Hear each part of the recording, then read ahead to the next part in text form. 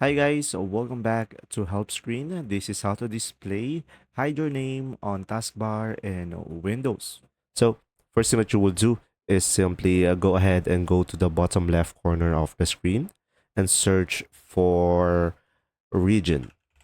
And now you should be able to see here region settings.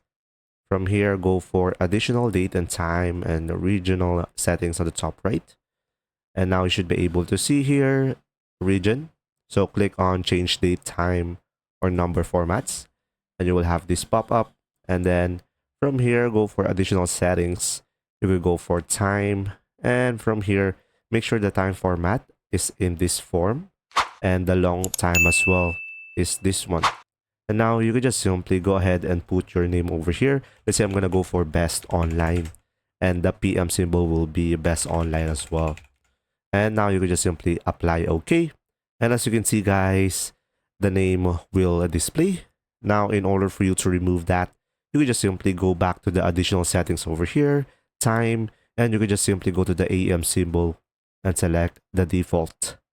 Now, from here, guys, just make sure it is AM and PM, and you can just simply go for apply OK and apply and OK. And there you go.